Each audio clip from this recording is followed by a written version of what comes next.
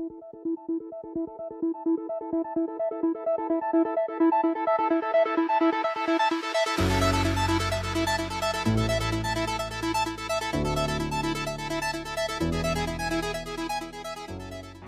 selamat pagi, selamat siang, selamat sore, selamat malam. Selamat datang kembali di channel Kawan Review. Seperti biasa, kalau kalian sudah melihat video ini, berarti sudah ada ulasan film atau mungkin serial yang udah kalian tonton atau mungkin belum kawan-kawan tonton dan aku rekomendasikan.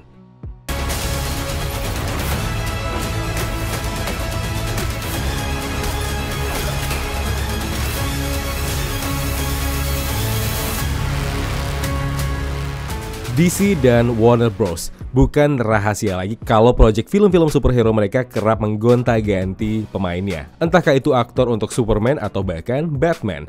Dan tahun ini akan jadi tahun yang membingungkan untuk para fans DC. Pasalnya di tahun yang sama ada dua versi Batman yang hadir. Versi Robert Pattinson di film solonya dan Batman-nya Michael Keaton di film The Flash. Dan yang kubahas adalah versi Robert Pattinson. Batman versi dirinya yang mungkin bakal dikenal sebagai Batman paling rapuh yang pernah ada.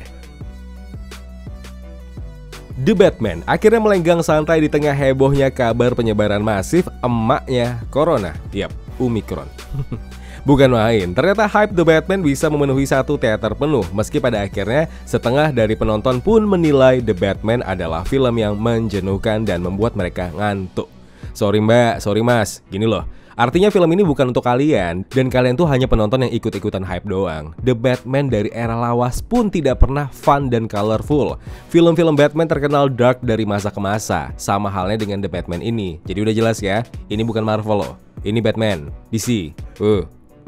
Emang gak bisa dipungkiri, letak kesalahan The Batman karena penyajian dengan 3 babak yang tensi per babaknya emang terlalu lama naiknya. Sebut saja di babak pertama jadi babak yang terlalu hening sebagai awal film. 1 jam pertama dihabiskan mendalami background sang manusia kelelawar ini. Nah, kalau dari kacamataku menilainya, babak awal ya emang jadi momen krusial agar penonton lebih mengenal sosok Batman dari angle yang berbeda. Angle yang belum dijamah film-film Batman sebelum ini. Terlebih yang saat ini kita saksikan, Batman diperankan aktor lain, bukan lagi Ben Affleck.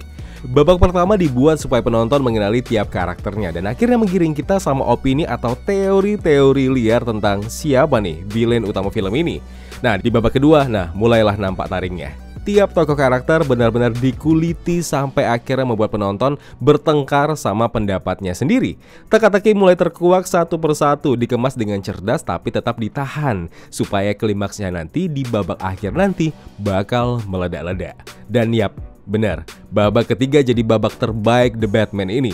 Pesona Ben Affleck bahkan mendadak hilang dari ingatanku sebagai Batman dan tergantikan oleh Robert Pattinson. Tokoh-tokoh karakter yang di film-film Batman lawas dikenal cukup teatrikal. Nah, di sini semua tampak masuk akal. Penguin tidak lagi berpenampilan konyol. Catwoman yang diperankan Zoe Kravitz bisa jadi versi Catwoman terbaik yang pernah ada dengan latar belakang yang tersoroti dengan jelas.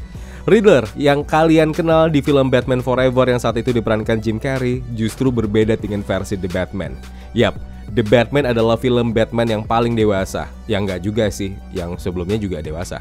Alih-alih membuat mengadaptasi semua penampilan isi komiknya, The Batman justru cuma mengambil tokoh karakternya doang dan membuat tiap tokohnya bertransformasi jadi lebih dark seperti seharusnya. Matt Reeves mungkin patut berbangga diri nih sama karyanya satu ini. Tangan dinginnya masih terasa ciri khas yang kental, permainan elemen-elemen menegangkan dan dramatis sama kayak film Cloverfield atau sequel Dawn of the Planet of the Apes. Visualnya juara sih, cara menggambarkan landscape Gotham yang kejam dengan cara yang seharusnya. Para musuh ikonik Batman dibuat lebih humanis, meski buat beberapa orang ya mereka terkesan lemah sih. Tapi menurutku pribadi, The Batman adalah film yang patut dipuji dari segala aspek. Aku sangat merekomendasikan untuk kalian nonton film ini. Sekali lagi harus kuingatkan, The Batman bukan film untuk semua orang. Gak usah nekat ikut-ikutan hype kalau kalian gak ngerti film Batman. Jangan juga membanding-bandingkan film ini dengan film superhero lainnya, apalagi Marvel Gang. Udah cukup jelas ya, kalau kau nggak suka sama The Batman, berarti pasal penonton film ini bukan untuk kau, le. Simpan uangmu, nonton KKN Desa Penari aja lah, udahlah. Saranku, nggak usah tunggu sampai kredit title berakhir ya, udah pulang aja. Capek, 3 jam di bioskop nanti kenceng batu loh, serius.